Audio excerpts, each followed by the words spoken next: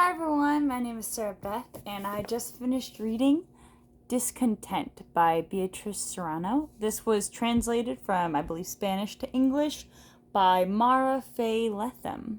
So, this was my pick for Book of the Month of September, though this book was published in 2023 and is about 177 pages long. So it's a pretty short one. Though, and usually I'm all for value. I don't really like the shorter Book of the Month books, but I will make an exception in this case. So, essentially, the premise is this woman, her name's Marissa. She works as a director of creativity at an ad agency that she's been with since she was an intern, was just kind of hired on as one of those eccentric hires. The whole thing takes place in Madrid, and she's very discontented with her life, just as the, title states. And she feels often like she's forcing herself to do work, and a lot of times she's just delegating out work to other people, which is what a mid-level manager does anyway, so,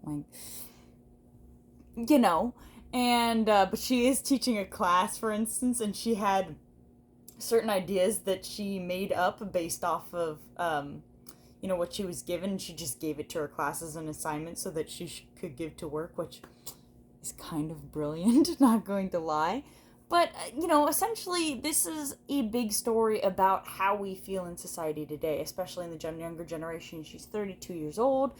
She's, she wanted to be an artist, and that's what she went to school for, and yet she's here doing advertising, in which you're just pre-packaging different ads that you've seen in previous times, or trying to empower people based on everything else that everybody else is doing now. Nothing is ever new. You're never actually creating anything. She never feels like a creative.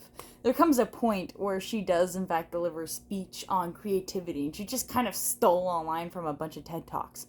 There's a big emphasis on YouTube in this novel. She's constantly watching YouTube, which makes sense because I myself find myself constantly watching YouTube. I mean, you're watching YouTube right now, so, what can you say about that? And, you're falling deep into these rabbit holes and spending hours and hours, oodles of time. And, to a degree, she talks about how she can't read books anymore, how she used to be viscerally, reading these novels and able to quote them, these works of art. And now she can't because she doesn't have the attention span for it. And a lot of us are struggling with the same things. And I know sometimes I've had a really long day at work, and I just don't have the mental bandwidth to sit down and read and put in the work. And it makes me sad, and I find myself watching YouTube videos I've already seen before. Something that's really great about this novel is it's extremely relatable. There's times when she gets really whiny, and I'm like, oh my god, there are times I sound exactly like that. Those are thoughts that I have had at work, and I'm still pretty early in career. Obviously, she's not too late in career. At 32, that's probably about a decade. Okay, not too early in career, but still, I think that it's definitely something we can all relate to. We have feelings like this. I don't think anyone takes it as far as her. I'm not going to give spoilers, but something happens at the end of the novel that is never really addressed. It breaks left. It just comes out of left field. I don't know how there's no consequences for it. I don't know how she could be so stupid.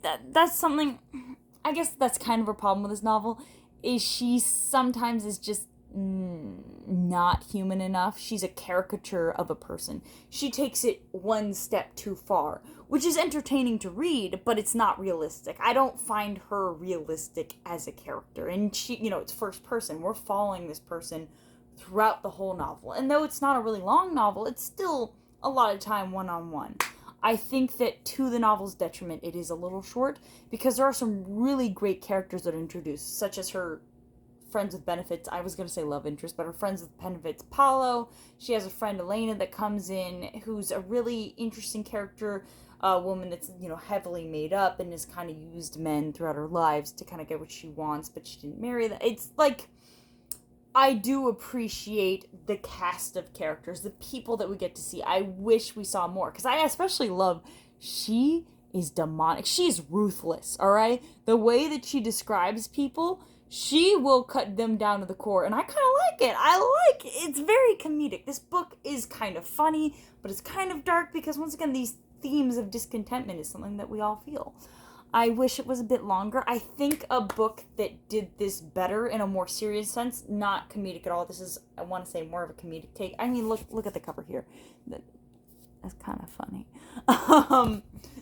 There's also just a lot of great jokes. But the prose itself it's fine. Alright, it's not anything, I mean, I can't complain too much. I think that, the relatability of the book is where its strength is, and it is a translated work, so that might be part of it too, but the translator did a fantastic job. I think that if they were trying to deliver a message, they did. And back to the book I was going to talk about that is more serious as opposed to comedic, would be Ripe, a novel by Sarah Rose Etter. I actually reviewed it on this channel previously. I think that is a really, really great novel that talks about the experience that we have in the workplace in today, especially as a female, someone that feels like a pretender. And similar to this book, the protagonist in that book works in the tech industry, doesn't make anything, and feels like an imposter.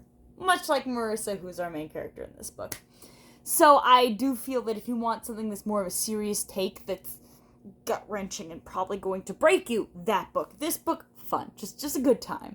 Honestly, I'm gonna recommend it because I enjoyed it. It's pretty short. It's a very quick read, but I think throughout the whole time, there's only one part where I was like, oh my god, you're so whiny, and I wanted to skip through it a little bit, but either way, it flows really well.